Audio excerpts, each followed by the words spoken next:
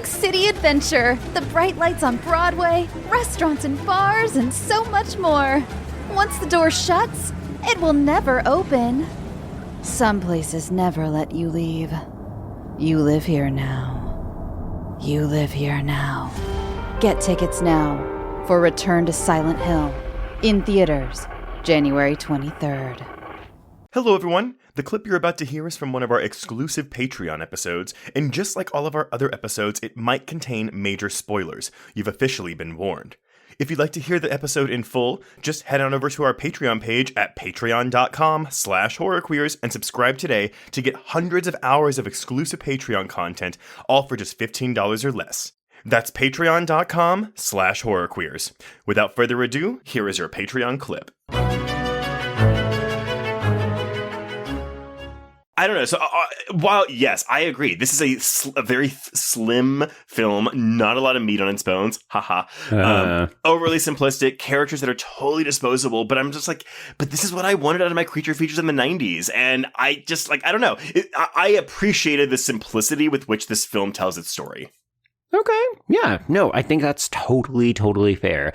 I think for me, one of the things I struggle with is that because we do get into it so quickly, yeah, the characterizations are definitely a little bit shallow. I have a bit of difficulty, like the names, I'm probably going to fuck up a couple of times. I have no idea, Joe. I have no idea.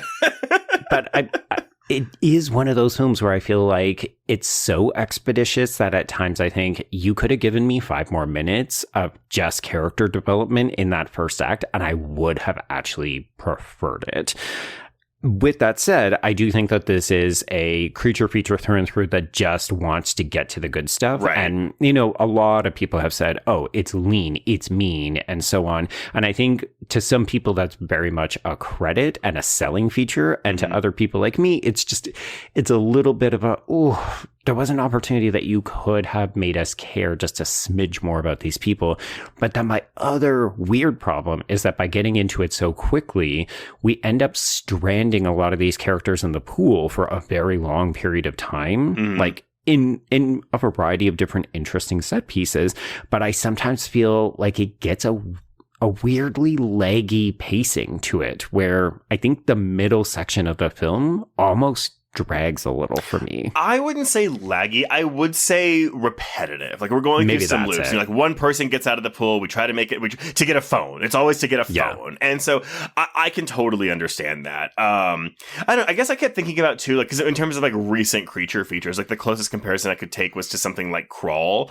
Yeah. And that one, you know, because it's like the father-daughter dynamic that really carries us through. And we have a father in this film played by Academy Award winner Troy Kotsur, by the way. I mean, I love that we are doing representation with a deaf actor, and I do think that the moments where the deafness is accentuated by complete silence on the soundtrack is really good, but god damn, could you take this character out of the film completely and it would barely make a lick of difference. It would only make a difference in the finale, really, I would think. Yeah. If we never cut back to him after he left. Oh my god, the convention, and I don't fucking care. Honestly, though, I got a really big laugh out of the veterinarian being like, thank you for your veterinary expertise, Mr. There's no rabies in Hawaii. But no, I agree. And it just seems like it's a way to get us away from the girls for a bit. But it's a breather, I hear all of these complaints and I get it. But I think it's the difference between you hear it and you maybe even accept it, but you don't care. It's your trademark. I'm not bothered by it. Yeah. And again, maybe this is just because I have like maybe not necessarily lower expectations for a creature feature, but I have a checklist of things I want in a creature feature. And this film gave me most of those things. Okay. So that's fascinating. Before we get into it then, it's still only a 3.5 for you. So what is it that's missing? I mean, I think, though, again, I'm not bothered by the lack of character development or kind of a paper-thin script, but would it make this movie better if we had those things? Yes, I do think it would. Escape to nature. Protect your peace. The path is before you. It never ends. It never ends. Some places never let you leave. You live here now. You live here now.